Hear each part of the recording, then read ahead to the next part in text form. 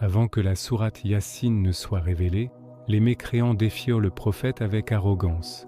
Ils demandaient « Qui ressuscitera ces os morts ? C'est impossible, personne ne peut le faire. » Ils le traitaient de menteur et disaient « Tu n'es pas un prophète. » Dans le nom d'Allah, le tout miséricordieux, le très miséricordieux, dit « Celui qui les a créés une première fois les fera revivre encore. Il connaît toute forme de création. » Allah, le prophète, que la paix et la bénédiction soient sur lui, reçut l'ordre de l'égir, mais les mécréants se tenaient à sa porte. Il récita les versets miraculeux de la sourate Yassine et sortit, et ils ne purent le voir. Mais où sont-ils? Le passage est vide, cela n'a aucun sens. Et l'histoire la plus émouvante de la sourate Yassine se déroule dans les rues poussiéreuses d'Antioche. Un homme courait, essoufflé, poursuivi par une foule en colère. Il savait que ses paroles pouvaient lui coûter la vie, mais ce jour-là, il se dressa pour la vérité. Il soutint les messagers et dit « J'ai cru dans le même Allah auquel il croit. Ô mon peuple, suivez ces messagers, suivez ceux qui ne vous demandent aucune récompense, car ils sont véritablement guidés. » Nous continuons avec les histoires des sourates du Coran.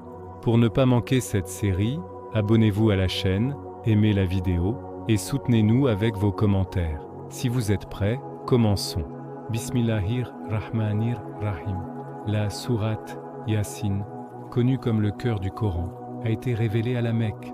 La tribu de Quraïsh, où vivait notre prophète, n'acceptait pas son message et niait la vie après la mort. Le cœur des gens s'était endurci, rempli de doutes et de questions.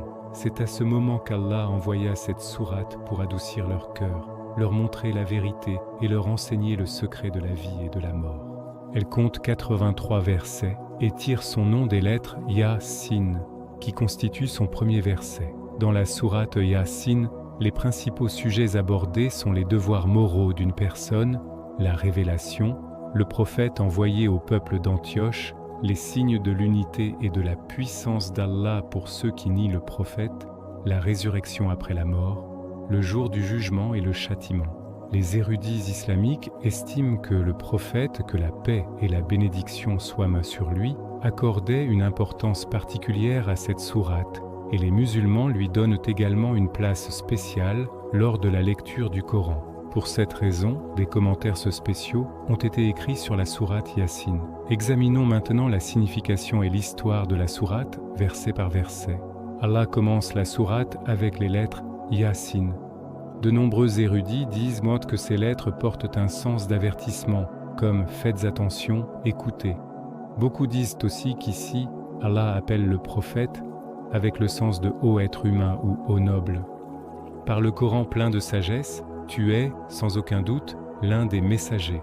Allah jure par sa propre parole, le Coran.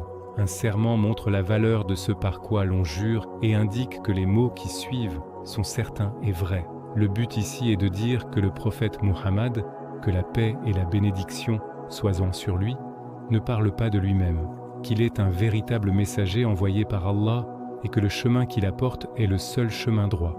Mais pourquoi Allah jure-t-il par le livre qu'il a envoyé et par son propre nom, Hakim, sage? Cette question peut sembler difficile au premier abord. Certains mécréants disent même « Pourquoi le Créateur jurerait-il » Mais il y a un point important. Le Coran a été envoyé pour parler aux êtres humains. Réfléchissez-y. Lorsque vous parlez à un petit enfant, vous n'utilisez pas le même style que vous utilisez avec un adulte. Vous choisissez des mots que l'enfant peut comprendre, mais cela ne vous abaisse pas. Cela signifie seulement que vous communiquez de la bonne manière. De même, Allah parle dans le Coran avec un style que les humains peuvent comprendre. Les expressions de serment font partie de ce style. Le serment d'Allah ne l'abaisse jamais au niveau des humains. C'est une manière de faire comprendre aux gens la certitude absolue du message. Tout comme une personne jure pour montrer qu'elle soutient ses paroles, Allah montre que la vérité du Coran est pleinement certaine, sur un chemin droit. C'est une révélation émanant du Tout-Puissant, du Très Miséricordieux, afin que tu avertisses un peuple dont les pères n'ont pas été avertis auparavant et qui sont dans un état d'insouciance. Le but du Coran est clair. Avertir une société qui vit dans l'insouciance, c'est-à-dire qui ne sait pas ou ne se soucie pas. Le peuple de la Mecque n'avait pas vu de prophète depuis longtemps.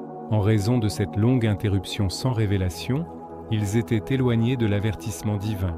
Le message devait commencer par la tribu de Quraysh, puis atteindre toute l'humanité étape par étape. En vérité, la parole s'est déjà réalisée sur la plupart d'entre eux, car ils ne croiront pas. Ce verset dit une vérité effrayante. Certaines personnes, en raison de leur propre choix obstiné, ont déjà mérité le résultat de la parole, c'est-à-dire le châtiment.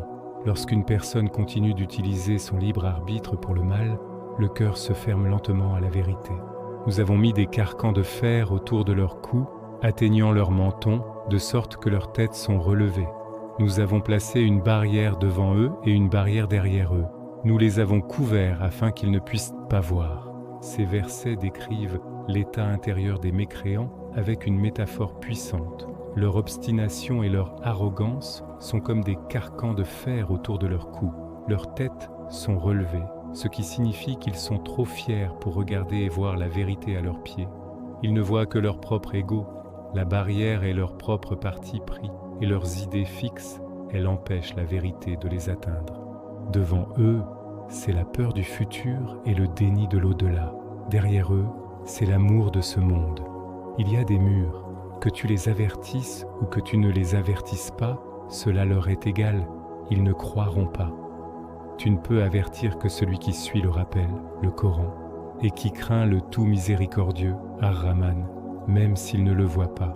Annonce-lui le pardon et une noble récompense. L'avertissement du prophète atteint tout le monde, mais il n'aide que ceux qui ont une intention pure. Ici, le concept de khashiyat, une peur respectueuse, est important. Une personne qui respecte Allah, même sans le voir, et qui suit le Coran, bénéficiera de l'avertissement. Leur récompense n'est pas seulement le paradis, mais aussi le maghfira, pardon d'Allah. C'est nous qui ressuscitons les morts. Nous écrivons tout ce qu'ils font et toute trace qu'ils laissent derrière eux.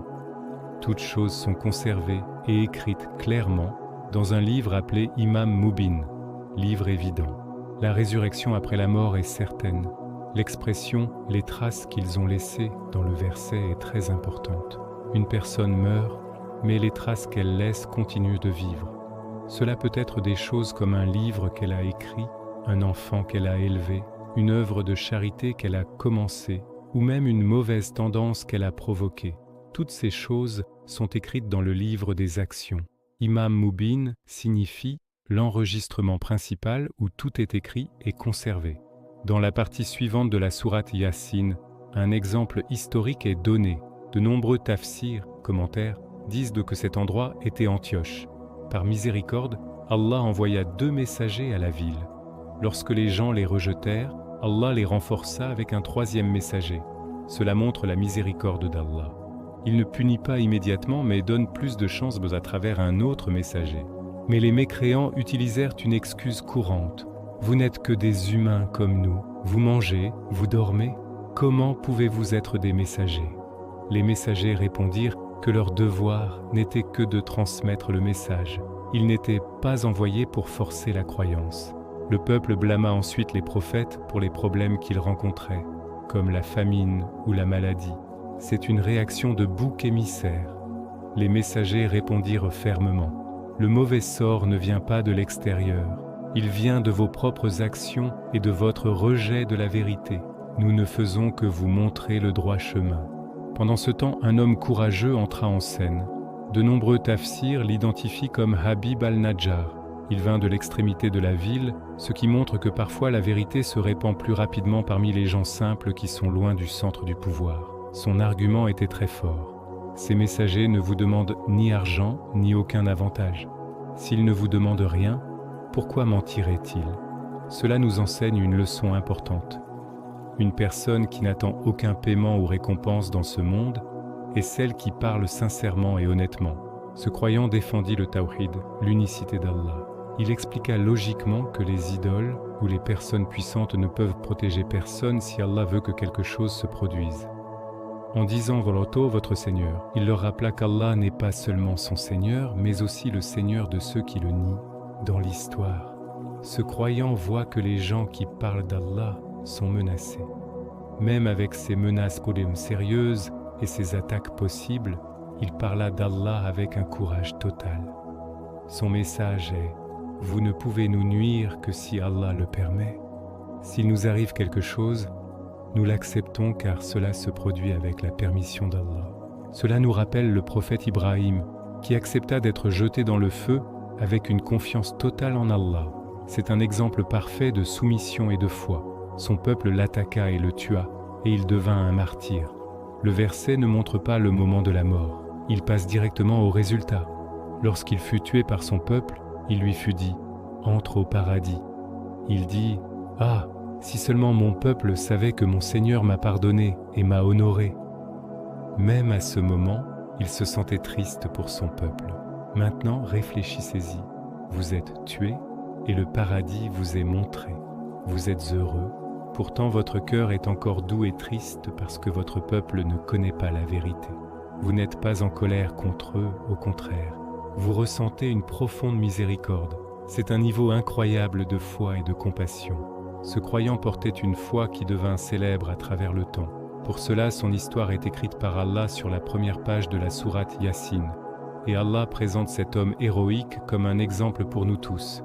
Béni soit-il et bénissent soient tous ceux qui marchent sur son chemin. Qu'Allah nous permette de le rencontrer au paradis. Vient ensuite un verset qui secoue le cœur lorsqu'il est récité par quelqu'un avec une voix forte. Vous sentez votre cœur bouger après lui. Nous n'avons envoyé aucune armée du ciel contre son peuple, et nous n'avions pas besoin d'en envoyer une. Il n'y eut qu'un seul cri terrible, et soudain, ils furent anéantis. Quel malheur pour mes serviteurs! Chaque fois qu'un messager venait à eux, ils s'en moquaient toujours. Ces gens se croyaient puissants, ils se sentaient forts, mais Allah leur montra à quel point ils étaient insignifiants. Il n'eut pas besoin d'une armée, ils étaient si faibles qu'un seul son suffit à les détruire. Ils continuaient à se moquer et à la fin, ils disparurent comme une flamme soufflée. Allah exprime sa tristesse. Les gens se moquent donc toujours de ceux qui viennent pour les sauver. Le verset montre également qu'un seul son, une vibration, une explosion peut détruire tout un groupe de personnes. C'est aussi un miracle scientifique. À cette époque, aucun livre n'avait jamais expliqué que les gens pouvaient mourir d'un seul coup par une onde sonore puissante. Nous ne l'avons compris qu'avec la science et la technologie moderne. Allah nous l'a dit des siècles plus tôt. Selon l'ordre divin qui est venu à Jibril, il poussa un seul cri fort. Tous moururent et pas une seule personne ne survécut. Allah continue en disant qu'à la fin tous seront rassemblés devant lui pour être jugés. Le châtiment ne se limite pas à leur destruction dans ce monde. Le jour de la résurrection, chacun d'eux se tiendra devant Allah, sera questionné et recevra la véritable punition qu'il mérite. Quiconque veut voir qu'Allah a le pouvoir de faire tout cela devrait regarder les grands signes de sa puissance qui sont montrés partout autour d'eux. Dans le verset suivant, Allah donne un exemple tiré de la nature à ceux qui nîment l'au-delà. Tout comme la terre morte en hiver redevient vivante au printemps, les humains seront également ramenés à la vie. Le verset souligne également le lien entre la création d'Allah et l'effort humain. Les fruits poussent par la puissance d'Allah, mais les mains humaines travaillent aussi la terre. La subsistance vient d'Allah, mais l'effort appartient aux humains. À la fin du verset, Allah demande « Ne seront-ils pas reconnaissants ?» Gloire à celui qui a créé tous les couples de ce que la terre produit, d'eux-mêmes et de choses qu'ils ne connaissent pas encore. Le tafsir dit que ce verset fait allusion à un miracle scientifique. Non seulement les humains et les animaux, mais les plantes aussi sont créées par paires, mâles et femelles. Des choses qu'ils ne connaissent pas fait également référence aux nombreux systèmes doubles découverts dans la science moderne. Électricité positive et négative, forces atomiques, matière et antimatière et bien d'autres. Ne serons-nous pas reconnaissants? Pour être reconnaissants, il faut d'abord réfléchir et remarquer qu'Allah fasse de nous des serviteurs bénis qui voient toutes choses comme un signe d'Allah. Amin. Allah, qui a le pouvoir de créer toutes choses dans un ordre parfait, est sûrement unique. Il est pleinement capable de ramener les morts à la vie. Allah n'a pas créé ces bénédictions pour rien. Il les a créées comme des dons et des bontés pour l'invité d'honneur de cet univers, l'être humain, une personne qui se sent reconnaissante, même pour une simple tasse d'eau donnée par un autre humain, devrait au moins reconnaître celui qui donne toutes ces innombrables bénédictions, croire en lui et essayer de montrer de la gratitude. Allah continue dans le verset suivant. La nuit est aussi un signe pour eux. Nous en retirons le jour et les voilà soudain dans les ténèbres. Et le soleil court sur sa trajectoire. Tel est le décret du Tout-Puissant, du parfaitement connaisseur. C'est la troisième preuve dans la sourate Yassine, l'étonnante création de la nuit et du jour. L'état originel de la terre est l'obscurité. La lumière du jour est quelque chose de temporaire. Au fur et à mesure que la terre tourne, la partie touchée par la lumière du soleil devient une mince ceinture mobile de clarté. La terre tourne, la clarté glisse et l'obscurité prend sa place. C'est comme si une main invisible tournait la terre et retirait doucement la couche lumineuse. Lorsque la lumière du soleil quitte une zone, celle-ci tombe instantanément dans l'obscurité. Il est clair qu'aucun être autre qu'Allah n'a le pouvoir d'arrêter la venue de la nuit ou le départ du jour. Par conséquent, il devient clair que l'adoration n'appartient qu'à Allah. La quatrième preuve est le soleil. Le soleil est l'étoile qui éclaire notre monde et est extrêmement importante pour la vie. Notre Seigneur, dont la puissance n'a pas de limite et qui sait tout, a placé le soleil sur une trajectoire fixe. Il y restera jusqu'à un temps déterminé, mais ce mouvement ne durera pas éternellement. Le soleil a aussi une fin assignée. Voici quelques faits scientifiques qui augmentent notre réflexion. La distance entre le soleil et la Terre est d'environ 150 millions de kilomètres. L'univers a environ 13,5 milliards d'années. Le soleil a environ 5 milliards d'années. Il a été formé par la fusion et la compression d'énormes quantités de matière en une boule de feu géante. C'est une étoile de taille moyenne, mais elle est si grande qu'environ 1,3 million de terres pourraient en y tenir. Sa température de surface est d'environ 6000 degrés Celsius et son noyau est d'environ 20 millions de degrés Celsius. Il se déplace sur son orbite à 720 000 km/h, soit environ 17,28 millions de kilomètres par jour. Chaque seconde, 564 millions de tonnes d'hydrogène se transforment en 560 millions de tonnes d'hélium. La différence de 4 millions de tonnes devient énergie et se propage dans l'espace sous forme de lumière et de chaleur. Si nous calculons la perte de masse, le Soleil perd environ 4 millions de tonnes par seconde et 240 millions de tonnes par minute. Même si le Soleil a produit de l'énergie à ce rythme pendant 3 milliards d'années, la perte totale n'est encore que 1/5000 de sa masse actuelle. Avec cette puissance et cette énergie immense, le Soleil est créé exactement à la taille et à la force qui profiteront à la vie sur Terre. Mais un jour, l'hydrogène de son noyau s'épuisera. Le noyau deviendra plus riche en hélium et, à mesure qu'il deviendra plus lourd, il attirera plus fortement son entourage. Cela mènera à la fin du monde. Le Soleil n'est qu'une des près de 200 milliards d'étoiles de la galaxie de la Voie lactée. Et la Voie lactée n'est qu'une des plusieurs centaines de milliards de galaxies vues par les télescopes modernes. Pour voyager d'un bout à l'autre de notre galaxie, il faut 100 000 années-lumière. La lumière voyage à 300 000 km en une seconde. Notre Terre se trouve sur l'un des bras spiraux de cette galaxie. Pour atteindre le centre de la galaxie depuis la Terre, il faudrait parcourir 300 000 milliards de kilomètres. Celui qui a créé cet énorme système, qui maintient le Soleil géant en combustion et en mouvement, et qui peut allumer et éteindre sa lumière, est sûrement notre Seigneur. La cinquième preuve est la Lune. Allah, le Très-Haut, dit à propos de la Lune: « Nous avons fixé des phases pour la Lune. Au fur et à mesure qu'elle traverse ces étapes, elle finit par ressembler à la vieille tige courbée et desséchée d'une grappe de dattes. Le Soleil ne peut rattraper la Lune, et la nuit ne peut dépasser le jour. Chacun d'eux se meut dans son orbite. » Ce verset montre la sensibilité parfaite du système cosmique. La Lune est le satellite de la Terre et une partie essentielle de la vie. Elle se déplace entre le Soleil et la Terre et nous reflète la lumière du Soleil pendant la nuit. Au fur et à mesure qu'elle parcourt son orbite autour de la Terre, elle a différentes phases. À chaque phase, elle prend une nouvelle forme jour après jour. Elle grandit et la 14e nuit, elle devient une pleine lune. Après avoir atteint son apogée, elle redevient lentement plus petite jusqu'à ce qu'elle retrouve la forme mince et courbée décrite dans le verset, comme la tige jaune desséchée d'une vieille grappe de dattes. La science moderne confirme également que le chemin de la Lune n'est pas un cercle parfait. Un côté a une légère courbe vers l'intérieur. Et bien que le Soleil et la Lune se déplacent depuis des milliards d'années, le Soleil n'est jamais entré en collision avec la Lune et la nuit n'a jamais dépassé le jour. Cela n'arrivera que si Allah le veut. Tous les corps célestes, le Soleil, la Lune et tout dans l'univers nagent dans leurs propres orbites jusqu'au jour du jugement. Les planètes se déplacent autour du Soleil. Le Soleil se déplace autour du centre de la Voie lactée et toutes les étoiles suivent leurs propres orbites. Même cela n'est pas la fin. Les galaxies forment des amas et ces amas se déplacent également autour de points centraux. Le même système existe dans le plus petit monde. Les molécules se déplacent et vibrent sur leur propre chemin. Les atomes et leurs particules se déplacent sur des orbites fixes. Chaque mouvement dans l'univers, de la plus grande galaxie à la plus petite particule, suit un plan parfait. Celui qui a créé et maintient tout cela est sûrement Allah.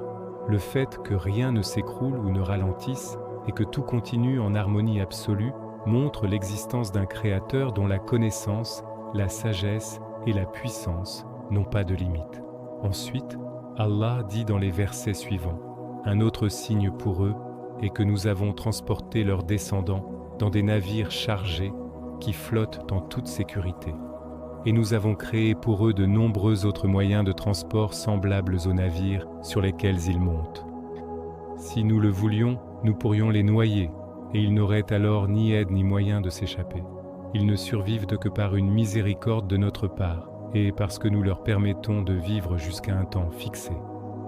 La puissance de flottaison de l'eau et la capacité de voyager sont des bénédictions d'Allah.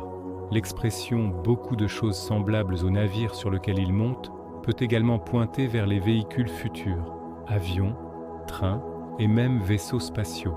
Les gens ne devraient pas placer leur confiance dans la technologie. Ils devraient faire confiance à Allah, celui qui a créé les lois qui maintiennent ces choses à flot, en vol ou en mouvement. Pendant le déluge de Nuh, Allah n'a pas détruit toute l'humanité. Il a sauvé les croyants en les transportant dans un navire chargé afin que la vie humaine puisse continuer. Certains érudits disent que le navire chargé peut aussi signifier le corps des pères et des mères, car Allah transporte la graine de la vie humaine, la nutfa, dans ces lieux sûrs, tout comme un navire chargé. C'est aussi un signe de la puissance d'Allah qu'il ait créé pour nous d'autres moyens de transport. Tout comme le miracle du navire de Noé, que nous soyons transportés dans le corps de nos parents avant la naissance ou dans des navires pendant la vie, si Allah voulait nous noyer pendant ce voyage, personne ne pourrait l'arrêter et personne ne pourrait nous sauver. Par conséquent, le fait que nous voyagions en toute sécurité sur de longs chemins, que nous arrivions au monde comme des êtres humains complets, que nous vivions, mangions et continuions nos vies, n'est dû qu'à la miséricorde d'Allah. Allah continue. Quand il leur est dit « Protégez-vous avec une vie de taqwa, piété, afin que vous soyez dignes de miséricorde et viviez une bonne vie dans ce monde et le bonheur éternel dans l'autre », ils n'y prêtent pas attention. Chaque fois qu'un verset de leur Seigneur leur vient, ils s'en détournent toujours. Et quand il leur est dit « Donnez de ce qu'Allah vous a pourvu pour les nécessiteux », les mécréants disent aux croyants « Devons-nous nourrir ceux qu'Allah nourrirait s'il le voulait? Est-ce notre travail? Vous êtes clairement dans l'erreur. » Ces versets expliquent comment les mécréants justifient l'injustice sociale. Ils disent « Si Allah voulait que les pauvres soient nourris, il les nourrirait lui-même. Alors, pourquoi devrions-nous donner quoi que ce soit ?» De cette manière, ils utilisent le destin comme excuse pour leur avarice. Mais Allah teste les riches par le don, et il teste les pauvres par la patience. Ces personnes insouciantes n'apprennent rien des grands signes qui leur sont montrés. Même si des personnes sincères et compétentes les avertissent de s'éloigner du péché et de se protéger du châtiment dans ce monde et dans l'au-delà, ils ne s'en soucient toujours pas. Ils restent perdus dans le gouffre de la confusion et de l'égarement. Qu'ils entendent les versets parler du Coran ou qu'ils voient les signes d'Allah dans l'univers, ils les ignorent tous. Ils n'écoutent pas, ils ne regardent pas, et ils se détournent volontairement. Pour de telles personnes, il ne reste rien à faire si ce n'est de les laisser à Allah. Ils sont aussi extrêmement avares de donner à ceux qui sont dans le besoin. Lorsqu'on leur demande de partager leurs richesses, ils s'énervent et disent aux croyants « Si, comme vous le dites, Allah est celui qui donne toute subsistance, et s'il aime les croyants, Alors pourquoi ne nourrit-il pas lui-même les pauvres? Pourquoi devrions-nous le faire?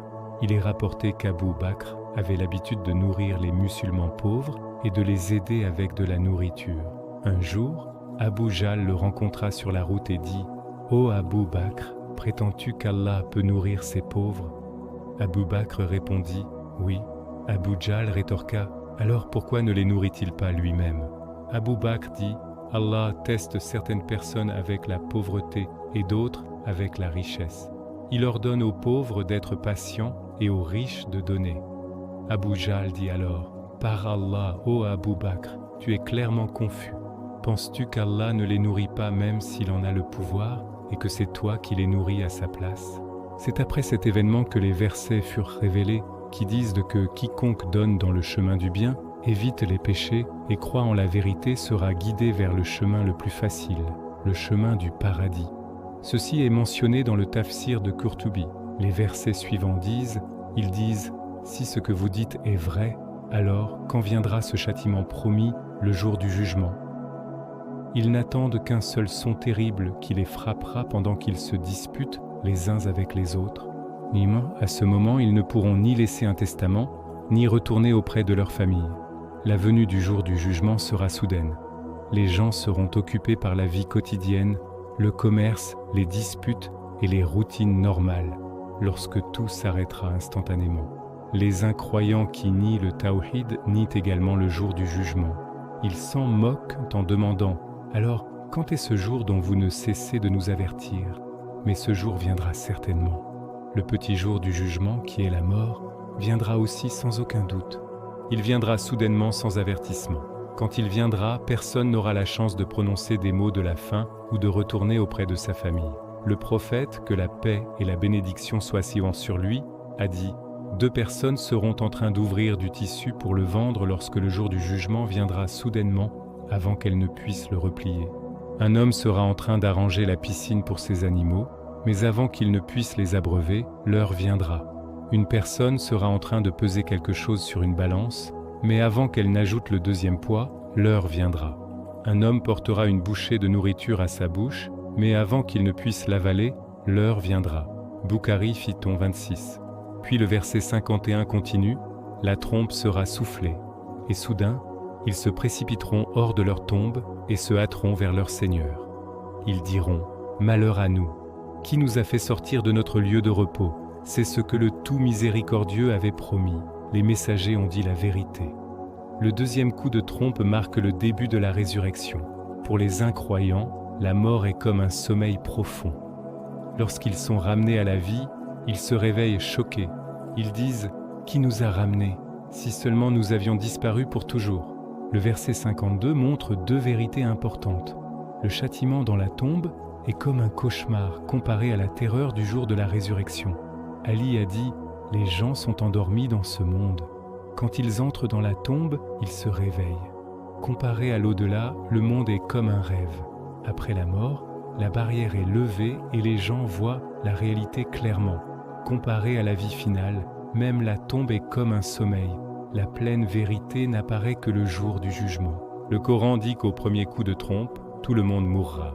Au 2e coup, tout le monde ressuscitera, comme dans le verset « Ce jour-là, la trompe sera soufflée. Quiconque est dans les cieux et sur la terre tombera inconscient, sauf ceux qu'Allah veut. Puis, elle sera soufflée à nouveau, et soudain, ils se tiendront debout, regardant autour d'eux avec crainte. » Zumar 68. Lorsqu'ils se lèveront de leur tombe, ils se précipiteront vers leur Seigneur pour le jugement. Un autre verset dit « Ce jour-là, ils sortiront rapidement de leur tombe, comme s'ils couraient vers un but. Leurs yeux seront remplis de peur et d'humiliation. C'est le jour qui leur avait été promis. » Maharij 44. À ce moment, tout le monde saura avec certitude que l'au-delà Roelek est réel et que les prophètes disaient la vérité. Mais pour ceux qui l'ont nié dans le monde, leur regret sera douloureux et profond. Mais il ne les aidera plus. Chacun recevra exactement ce qu'il mérite, sans injustice. Dans le verset 55, le paradis est mentionné de cette manière. Le jour du jugement, les gens du paradis jouiront d'activités douces et joyeuses, mangeant et buvant des bienfaits du paradis, Et les versets suivants disent « Eux et leurs épouses se reposeront à l'ombre fraîche, assis confortablement sur des canapés surélevés. Là, ils auront toutes sortes de fruits et tout ce que leur cœur désire. Et de leur Seigneur, le tout miséricordieux, ils entendront la parole « Paix sur vous ». Les gens bénis qui gagnent le paradis n'attendront pas le jour du jugement. Soit ils entreront sans être interrogés, soit ils auront un jugement très facile et léger. Leurs dossiers sont propres, donc ils ne souffriront pas et ne seront pas retenus comme les criminels qui se moquaient d'eux dans le monde. De cette manière, les incroyants qui riaient d'eux sur terre comprendront qui étaient les véritables gens de sagesse. Les gens du paradis ne connaîtront jamais l'ennui. Ils vivront dans une joie, une paix et un plaisir complet avec leurs épouses à leur côté. Ils se détendront à l'ombre, appuyés sur des canapés magnifiquement décorés, comme des chambres nuptiales préparées avec soin. Tous les types de fruits et chaque nourriture ou boisson dont ils jouissent leur seront présentés en abondance. Tout ce qu'ils veulent, tout ce qu'ils désirent sera là pour eux. Mais la plus grande bénédiction est celle-ci. Le Seigneur à la miséricorde infinie les accueillera personnellement et leur parlera. Comme l'a dit le prophète, que la paix et la bénédiction soient sur lui. Quand les gens du paradis jouiront des bienfaits du paradis, une lumière apparaîtra soudainement au-dessus d'eux. Ils lèveront les yeux et verront Allah, le Très-Haut, leur apparaître et dire « Ô gens du paradis, la paix soit sur vous ». C'est le sens du verset, et leur Seigneur, le très miséricordieux, les saluera avec le mot « paix ». Quand ils regarderont Allah, ils oublieront toutes les autres bénédictions. Rien de ce qu'ils ont au paradis ne se comparera à ce moment. Et quand Allah se cachera à nouveau, la lumière et la bénédiction de cette rencontre resteront avec eux pour toujours. Ibn Majah 184. Maintenant, concernant l'état misérable des mécréants, l'expression « mangeant et buvant des bienfaits du paradis » dans le verset 55 vient du mot « fakihun » qui signifie littéralement « ceux qui jouissent des fruits ». Une signification similaire apparaît dans le verset 57 avec le mot « fakihatun » qui signifie directement « fruit ». Nous voyons ici un autre exemple du style miraculeux du Coran. Le verset 54 vient de nous dire que chaque personne recevra le résultat de ce qu'elle a fait sur terre. Et le fruit est en fait le produit final ou le résultat de la vie d'un arbre. Tout comme le fruit reflète la nature de l'arbre d'où il a poussé, les récompenses du paradis reflètent les choix de vie et les actions du croyant. La signification des versets 55 et 57 est la suivante. Les croyants trouveront au paradis la récompense de leurs bonnes actions dans ce monde. Chaque bonne action qui est acceptée par Allah devient comme une graine plantée dans le champ de l'au-delà. Selon la sincérité et l'excellence avec lesquelles elle a été accomplie, chaque personne recevra un niveau différent de bénédiction du paradis. Allah donne aux gens de l'enfer seulement le résultat exact de ce qu'ils ont fait. Mais pour les gens du paradis, Allah prépare de grands cadeaux bien au-delà de ce qu'ils ont gagné. Pour eux, le paradis contiendra tout ce qu'ils désirent en plus. Ensuite, les mécréants seront appelés « Ô mécréants pécheurs, aujourd'hui, séparez-vous des croyants et tenez-vous à l'écart. » Le jour du jugement, les rangées des croyants et les rangées des criminels seront séparées. Allah leur rappellera la promesse qu'il a donnée à l'humanité. Suivre Satan ne signifie pas seulement l'adorer, cela signifie aussi vivre selon le mal qu'il murmure. La question « N'avez-vous pas utilisé votre esprit ?» montre à quel point l'islam valorise l'intellect. Le chemin de l'enfer est un chemin parcouru avec un esprit mort, une vie sans réflexion. Le même Seigneur qui a accueilli les croyants au paradis et les a salués avec la paix, apparaîtra maintenant avec sa colère envers ceux qui sont venus avec la mécréance et le shirk, associationnisme. Il leur dira de se séparer des croyants et de se tenir à l'écart. Même un enseignant disant à un élève qui se comporte mal « écarte-toi » crée la peur. Mais imaginez que celui qui dit cela soit le Seigneur de tous les mondes. La scène devient terrifiante. Puis, dans les 5 versets suivants, Allah dit « Ne vous ai-je pas conseillé, ô enfants d'Adam, de ne pas adorer Satan, car il est votre ennemi déclaré, et n'adorez que moi, ceci est le droit chemin.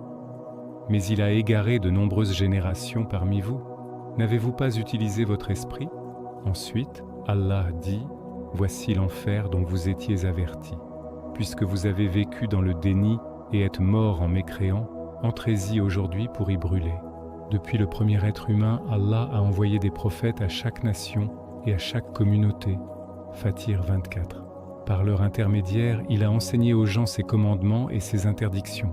Le fondement de ces enseignements est le suivant. Premièrement, daf ou mafsadat, prévenir le mal. C'est pourquoi Allah nous dit d'abord ce qu'il ne faut pas faire, ne pas servir ou obéir à Satan, car il est l'ennemi déclaré de l'humanité. Depuis le tout début, il a déclaré sa haine pour les humains et a demandé la permission d'égarer les gens jusqu'au jour du jugement.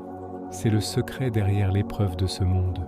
Hassan Basri a dit, si une personne a ces 4 protections, Allah la protégera du mal de Satan. 1. Quand il désire fortement quelque chose, il ne perd pas le contrôle. Il contrôle son nafs, âme. 2. Quand il craint quelque chose, il ne panique pas. Il contrôle son nafs. Quand ses désirs montent, il sait comment les calmer. Il contrôle son nafs. 4. Quand il se met en colère, il évite d'agir sans réfléchir. Il contrôle encore son nafs. Deuxièmement, jalbi manfaat, obtenir le bien. Et la source de tout bien est d'adorer Allah seul. Ainsi, le droit chemin qui mène au paradis est l'adoration sincère d'Allah. Une personne qui refuse le message apporté par les prophètes et refuse également d'utiliser l'esprit dont Allah l'a doué fait preuve d'ingratitude envers la révélation et l'intelligence naturelle. Quelqu'un qui rejette à la fois le message divin et le don de la raison n'a pas d'autre destin que le feu. De telles personnes n'auront aucune excuse valable le jour du jugement. Le verset 65 continue. Ce jour-là, nous scellerons leur bouche, leurs mains, nous parlerons, et leurs pieds témoigneront de ce qu'ils faisaient. Lorsque ces négateurs se tiendront devant Allah dans la peur, essayant d'inventer une excuse et de se défendre, leurs bouches seront scellées, leurs propres membres parleront, leurs mains raconteront ce qu'elles ont fait, et leurs pieds témoigneront contre eux. Dans la sourate Fussilat, cette scène est décrite avec encore plus de détails. Quand ils se tiendront devant le feu, leurs oreilles, leurs yeux et leur peau témoigneront contre eux de tout ce qu'ils faisaient. Ils diront sous le choc à leur peau, « Pourquoi témoignez-vous contre nous ?» Leurs peaux répondront, « Celui qui a fait parler toutes choses nous a fait parler. Il vous a créé la première fois, et c'est à lui que vous retournerez. Vous ne vous attendiez pas à ce que vos oreilles, vos yeux et vos peaux témoignent contre vous, et vous pensiez qu'Allah ne savait pas la plupart de ce que vous faisiez. » Fussilat 22. Anas ibn Malik raconte, « Nous étions assis avec le messager d'Allah lorsqu'il sourit, puis il dit, « Savez-vous pourquoi j'ai souri ?» Nous dîmes, « Allah et son messager le savent mieux. » Il dit, « J'ai souri à cause de la manière dont un serviteur parlera à son Seigneur. Le serviteur dira, « Ô mon Seigneur, ne m'as-tu pas protégé de l'injustice ?» Allah dira, « Oui. » Alors le serviteur dira, « Je n'accepte aucun témoin contre moi, sauf moi-même. » Alors Allah dira, « Aujourd'hui, tu es toi-même un témoin suffisant contre toi, et les nobles anges enregistreurs sont aussi des témoins. » Puis le prophète continua, « Allah scellera la bouche de cette personne, et ses membres recevront l'ordre de parler. Ses membres parleront de ce qu'il a fait. Alors Allah lui permettra de parler à nouveau, et il dira à ses membres, « Éloignez-vous de moi, éloignez-vous de moi. J'essayais de vous défendre. » Muslim 17. Dans une autre narration, Allah dit aux pécheurs, « Maintenant nous enverrons notre témoin contre toi. » Pendant que l'homme se demande qui témoignera contre lui, Allah scelle sa bouche. Puis sa jambe, sa chair et ses os reçoivent l'ordre de parler. Il parle de tout ce qu'il a fait. Cela se produit afin que la personne n'ait plus aucune excuse, puisque les témoins viennent de son propre corps. Muslim 16. Même si la vérité est aussi claire, les gens continuent à nier, ce qui est vraiment surprenant. Les versets 66 et 67 continuent. « Si nous le voulions, nous pourrions complètement effacer leurs yeux et les aveugler. Alors ils courraient vers le chemin, mais comment verraient-ils? Si nous le voulions, nous pourrions changer leur forme et les figer à leur place. Alors ils ne pourraient ni avancer ni revenir. » Ici, Allah ramène la scène de l'au-delà à ce monde, nous rappelant que cette vie est une épreuve. Allah a créé tous les outils nécessaires à cette épreuve. La vue, l'ouïe, le cœur, l'esprit, la volonté et la compréhension. Il a donné aux humains des capacités et une liberté bien au-delà des autres créatures. Si Allah le voulait, il pourrait, à cause de leur mécréance, leur retirer la vue. Et alors ils seraient forcés de croire. S'il le voulait, il pourrait les dépouiller de leur forme humaine, les transformer en pierres ou en animaux perdus, et les figer sur place, afin qu'ils ne puissent ni avancer ni faire demi-tour. Allah est pleinement capable de faire tout cela, mais s'il le faisait, l'épreuve perdrait son sens. Au lieu de cela, Allah a fait de l'univers entier, de la terre, du ciel et de tout ce qui se trouve entre les deux, un vaste hall d'examen. Adorer Allah est extrêmement honorable, mais l'épreuve de l'adoration est aussi extrêmement lourde. Le Coran le souligne dans les versets suivants. En vérité, nous avons fait de tout ce qui est sur la terre une parure pour elle, afin de tester lequel d'entre eux est le meilleur en action.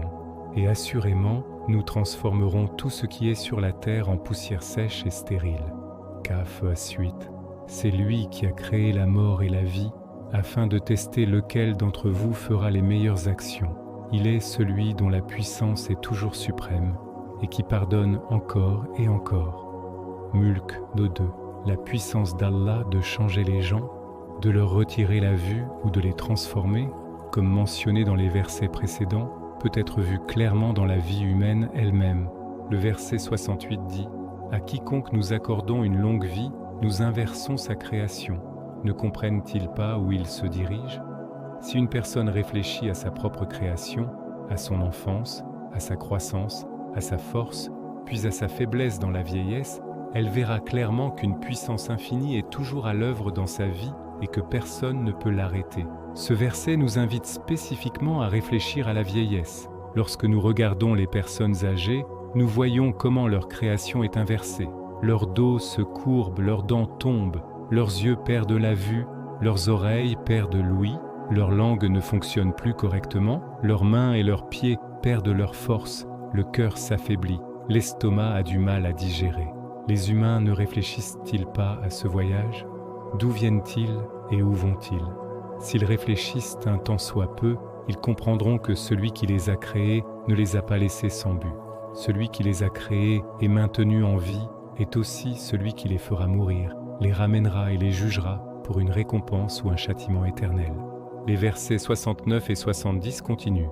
Nous n'avons pas enseigné la poésie au prophète, et cela ne lui convient pas. Le livre que nous lui avons donné n'est qu'un rappel, un message clair. Nous avons envoyé le Coran pour avertir ceux qui sont spirituellement vivants et pour que la preuve soit complète contre les mécréants. Les mécréants traitaient le prophète de poète pour rendre le Coran sans importance. Allah rejette cela. La poésie est basée sur l'imagination et l'émotion. Le Coran est basé sur la vérité. Le but du Coran est d'avertir ceux qui sont vivants dans le cœur, pas seulement physiquement vivants, mais ceux dont l'esprit, la conscience et l'âme sont éveillés. Quiconque regarde le Coran avec réflexion verra qu'il n'est en rien semblable à de la poésie. Il n'est ni flou ni imaginaire. C'est la parole d'Allah expliquant les vérités divines. Le prophète n'est pas non plus un poète errant dans les émotions. Il est le véritable guide qui appelle les gens avec sagesse et perspicacité au chemin d'Allah. Le Coran n'est pas de la poésie, ni dans sa formulation, ni dans sa signification. Il ne suit pas la structure poétique ou les schémas de rimes. Ses significations ne sont pas construites sur l'émotion, l'exagération ou l'imagination. Au lieu de cela, le Coran contient la sagesse, la vérité, la guidance et la lumière. Mais les mécréants insistaient pour appeler le Coran un poème et le prophète un poète. Pour cette raison, Allah déclare que la poésie n'a pas été enseignée au prophète. La poésie ne convient pas à la dignité de la prophétie. Et le Coran n'est pas de la poésie, mais un rappel divin. Le Coran est un livre à réciter dans l'adoration, à suivre dans la vie quotidienne et à obéir dans ses commandements et ses interdictions. Il éveille ceux qui ont un cœur vivant, un esprit sain et des sentiments purs. Mais ceux qui refusent obstinément ces avertissements verront le décret du châtiment confirmé contre eux. Le Coran est un furqan, un critère. Il sépare les réussis des ratés, les guidés des égarés, ceux qui atteindront la miséricorde éternelle de ceux qui feront face au châtiment. Cette fonction du Coran continuera jusqu'à la fin des temps. Il appellera toujours l'humanité à croire en le Dieu unique et à l'adorer seul. Les versets 71 à 76 disent « Ne voient-ils pas que nous avons créé pour eux, par notre propre puissance, de nombreux animaux dont ils sont capables de devenir propriétaires et qu'ils utilisent facilement ? Nous avons soumis ces animaux à leurs commandements. Certains les montent et d'autres, ils les mangent. Ils en tirent également de nombreux avantages et des boissons, comme le lait de ces animaux. Ne seront-ils pas reconnaissants ? Pourtant, malgré cela, ils prennent des dieux en dehors d'Allah, pensant que ces faux dieux les aideront. Mais ces dieux ne peuvent les aider en rien. En fait, ces soi-disant dieux doivent être protégés par leurs propres adorateurs. Alors, ô messager, ne sois pas attristé par ce qu'ils disent. Nous savons ce qu'ils cachent et ce qu'ils rendent public. Allah rappelle aux gens une grande bénédiction, les animaux. Il a rendu ces créatures fortes, obéissantes et utiles aux humains. Les gens les montent, mangent leur viande, boivent leur lait et utilisent leur laine et leurs poils pour fabriquer des vêtements, des tapis et des articles ménagers. Les animaux donnent aux humains de nombreux besoins fondamentaux de la vie, mais les idolâtres et les ingrats n'apprécient jamais ces bénédictions. Au lieu de cela, ils adorent des choses qui ne peuvent leur être d'aucun bénéfice. Quelle situation irrationnelle! Les gens nourrissent leurs idoles, les nettoient, les protègent et en font la publicité. Pourtant, ils croient que ces statues impuissantes les aideront d'une manière ou d'une autre. Ces idoles ne peuvent même pas chasser une mouche qui se pose sur elles. Si une mouche léchait le miel placé sur elle, elles ne peuvent l'en empêcher. De tels êtres ne peuvent manifestement pas s'aider eux-mêmes, encore moins aider les autres. Par conséquent, les croyants, en particulier le messager, ne devraient pas être attristés par les paroles de ces ignorants. Leur moquerie ne devrait pas affaiblir la mission. Le devoir des croyants est de continuer à répandre, pratiquer et préserver la religion avec détermination. Les 3 versets suivants disent « L'être humain ne réfléchit-il pas que nous l'avons créé d'une simple goutte de fluide ? Pourtant, soudain, il devient un ennemi déclaré envers nous. Il oublie sa propre création et nous apporte un exemple en disant « Qui redonnera vie à ces eaux pourries ?» Dit « Celui qui les a créées la première fois leur redonnera vie. Il connaît toute forme de création. » C'est l'argument final le plus fort de la sourate. Un incident célèbre est mentionné. Un mécréant, Ubay ibn Khalaf, ramassa un os pourri, l'écrasa dans sa main et défia le prophète en disant « Qui ramènera cela à la vie ?» La réponse d'Allah est simple, logique et puissante. Créer quelque chose à partir de rien est l'étape la plus difficile. Si Allah a créé les humains la première fois à partir de rien, alors les recréer une deuxième fois est beaucoup plus facile. Celui qui a fait la vie la première fois peut sûrement la ramener à nouveau. Le verset 80 dit « C'est lui qui fait sortir pour vous le feu de l'arbre vert, et de celui-là, vous allumez vos feux. » Ce verset pointe vers la transformation d'énergie. Un arbre vert et humide recueille la lumière du soleil par la photosynthèse et la stocke comme énergie. Lorsqu'il sèche, cette énergie stockée devient du feu. À partir de 2 opposés, l'eau et le feu, Allah apporte la vie et l'énergie. Celui qui peut faire sortir le feu du bois vert frais peut aussi donner la vie à un eau pourri et ressusciter les morts. Le feu et la verdure sont des opposés. Le feu brûle et détruit, tandis que la verdure est humide et pleine de vie. Normalement, ils ne peuvent exister ensemble. Mais Allah a placé à l'intérieur de certains arbres verts la capacité de produire du feu. Dans la région du Hejaz, lorsque des branches des arbres mar et afar sont frottées ensemble, elles provoquent des étincelles comme un allume-feu naturel. Les voyageurs du désert utilisent ces branches pour faire du feu. Celui qui donne quelque chose de complètement opposé à un arbre et en fait sortir le feu peut aussi donner la vie à un os pourri et ressusciter les morts. Le verset contient également des indices scientifiques. Certains érudits disent qu'il fait aussi référence au pétrole. Le pétrole provient de plantes et d'arbres qui se sont décomposés sous terre, ont subi des changements chimiques et se sont transformés en carburant. Historiquement, les gens utilisaient le pétrole qui fuyait naturellement pour allumer des feux. Les versets 81 jusqu'au verset final disent « Celui qui a créé les cieux et la terre ne peut-il pas créer à nouveau les humains après leur mort ? Bien sûr qu'il le peut. Il est celui qui crée chaque chose parfaitement et connaît tout pleinement. Quand il veut que quelque chose arrive, il dit seulement « soit » et cela est. Gloire à celui qui est exempt de toutes imperfections et partenaire. Dans sa main est la pleine propriété et le contrôle de toutes choses, et c'est vers lui que vous serez tous ramenés. Allah n'a pas besoin d'outils, de matériaux ou de temps pour créer. Son commandement « kun » soit est suffisant. Ce verset explique la puissance illimitée et immédiate d'Allah. Celui qui a créé les cieux et la terre a le pouvoir de créer génération après génération d'humains jusqu'à la fin des temps, et aussi de les ramener tous à la vie après la mort. Il crée d'innombrables êtres et d'innombrables événements chaque seconde. Il crée basé sur sa connaissance illimitée. Rien n'arrive au hasard. Quand il veut quelque chose, il n'a pas besoin de permission, d'attendre ou d'assistance. Il dit simplement « sois » et cela devient réalité immédiatement. Et un jour, il nous dira aussi « retournez à moi ». À ce moment, aucun humain et aucune créature ne pourra résister. Tout comme nous sommes devenus vivants quand il a dit « sois », et tout comme nous sommes morts quand il a décrété la mort, nous ressusciterons quand il ordonnera de revenir. La sourate se termine par le concept de Malakut, la propriété et l'autorité absolue d'Allah. Tout lui appartient, tout est sous son contrôle et le retour de chaque âme est à lui. Ce verset final est le sceau des deux grands thèmes de la sourate Yasin, le Tawhid, l'unicité d'Allah, et l'Akhira, l'au-delà. Dans cette vidéo, nous avons appris la sourate Yasin avec son tafsir, Inch'Allah. N'oubliez pas de vous abonner à notre chaîne, d'activer les notifications, de nous soutenir avec vos commentaires et d'aimer la vidéo. Qu'Allah vous récompense.